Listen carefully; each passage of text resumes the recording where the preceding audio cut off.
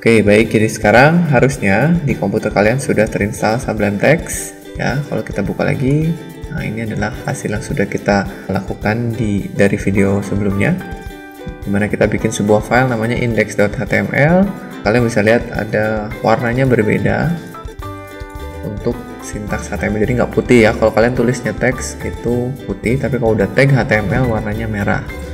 Kalau misalkan kalian tambahkan atribut, misalkan kalian kasih ID itu judul, nah, kalian bisa lihat nih warnanya juga beda.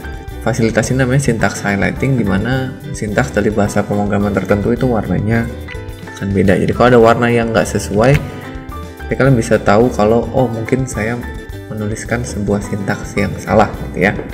Sebelum kita melakukan konfigurasi pada Sublime Text, kita akan coba dulu bikin file lain ya. Misalnya kita lihat ini kan baru HTML, sekarang gimana kalau kita bikin CSS misalnya ya. Coba kita bikin file baru, klik file, lalu new file.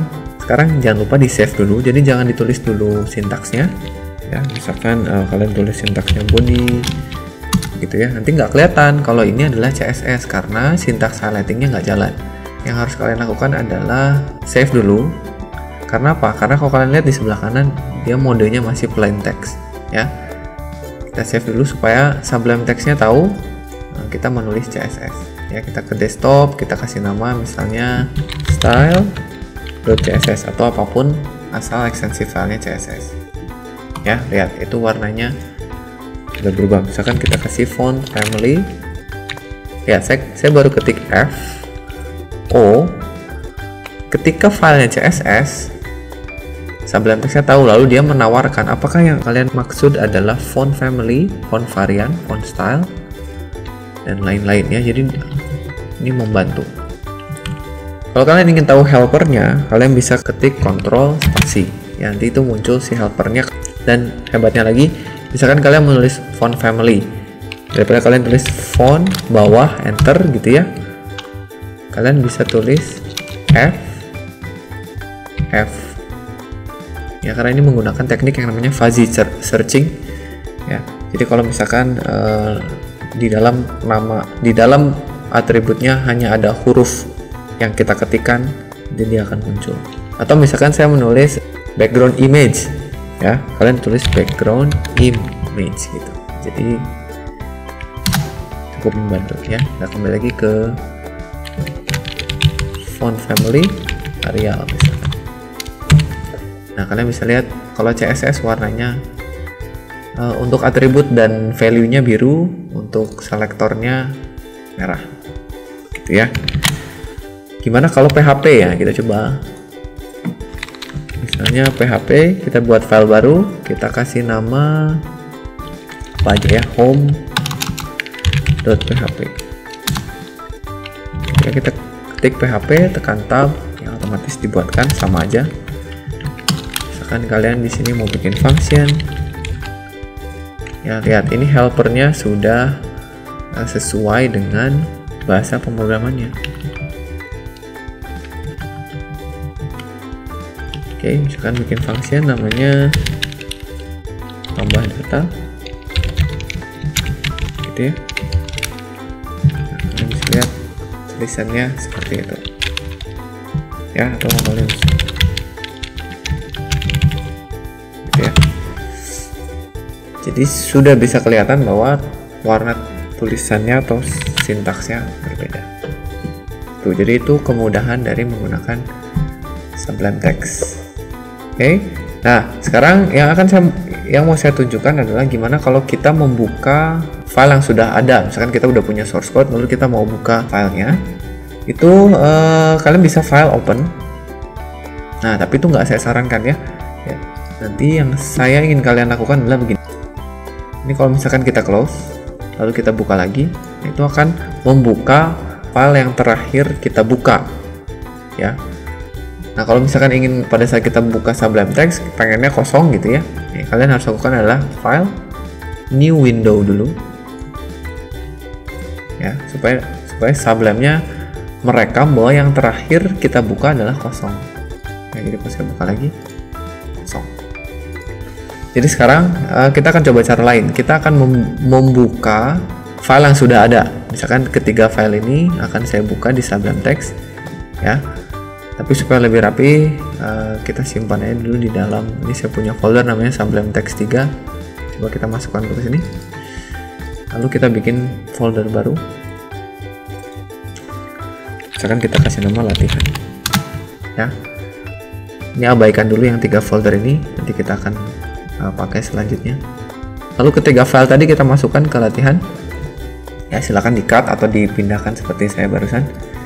Nah, kita akan buka foldernya, bukan buka filenya, ya. Biasanya saya melakukan seperti itu. Jadi pertama, kalian bisa buka Sublime-nya, biarkan kosong seperti ini. Kalau yang dimaximize, kecilkan dulu biar gampang, ya.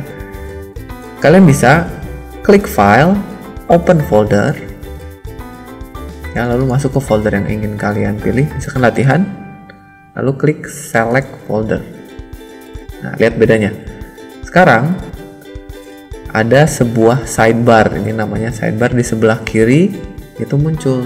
Nah, ini memperlihatkan isi dari folder yang kalian buka. Ada home PHP, ada home.php, index.html, style.css, ya.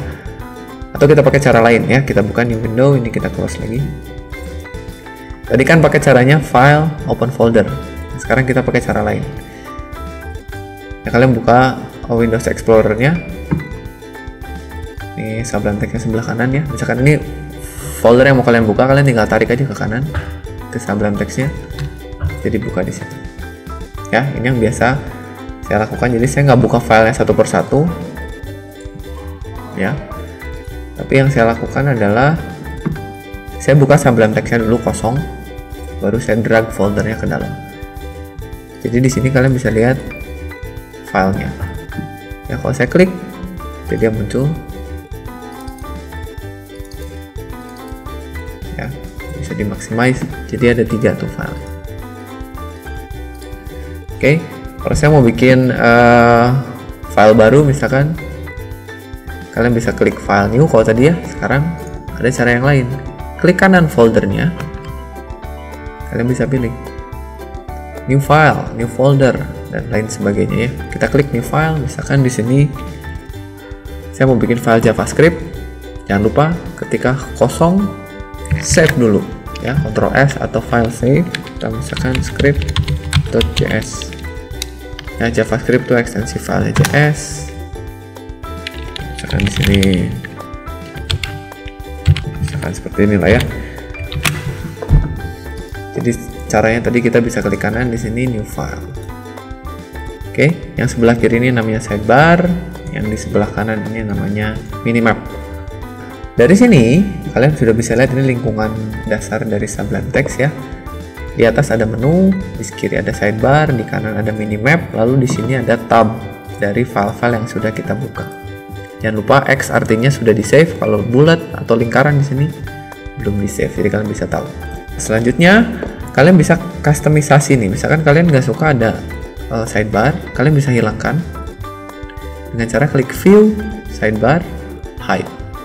Lihat shortcutnya ada, kalian bisa klik Ctrl K lalu Ctrl B, ya. Jadi ditekan bergantian. Nah, sidebar ini kadang-kadang kita perlu munculkan, kadang-kadang tidak. Jadi kalau kita nggak butuhkan, kita sembunyikan. Tapi kalau kita butuhkan, kita munculkan. Ya, kita coba tekan Ctrl K B. Dengan tombol Ctrl tetap ditekan, kita tekan K lalu B, ya, jangan bareng-bareng. Gantian. Kalau sudah selesai, misalkan kalian mau rename filenya yang tadinya index.html, kalian ganti, misalkan klik kanan, rename jadi namanya profile, misalkan .html. Nah, kalau sudah, kalian kan nggak butuh lagi sidebarnya, sembunyikan lagi. Biasakan gitu, supaya area kerja kalian luas. Tuh. Lalu kalau kalian nggak suka ada minimap, bisa dihilangkan. Klik view, lalu hide minimap. Ya, nanti dia hilang. Tapi biasanya kalau saya sukanya muncul, karena nanti kalau source code kita udah panjang, nanti di sebelah kanannya kelihatan. Lalu selanjutnya kita juga bisa menyembunyikan menu. Ini menu nih ya. Nah, di atas ini menu. Jadi kalian bisa klik view, lalu hide menu. Nah, sekarang menunya jadi hilang. Nah, lalu gimana dong kalau saya mau memunculkan lagi? Nah, ini terjadi terhadap ada beberapa mahasiswa saya yang nggak sengaja ngeklik hal yang tadi ya, klik file, terus hide menu, lalu menunya hilang. Dia bingung gimana cara munculinnya lagi, panik. Yang dilakukan adalah install ulang Sublime Text-nya ya, nggak perlu sampai seperti itu. Gampang aja, kalian tinggal tekan tombol Alt supaya menunya muncul lagi. Baru klik view, show menu.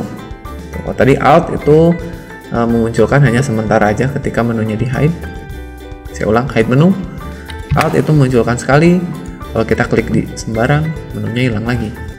Klik Alt lagi, muncul. Baru kita munculkan secara permanen gitu ya, kalau nggak sengaja ngilangin atau kalian memang sengaja pengen bersih aja tampilan lingkungannya gitu.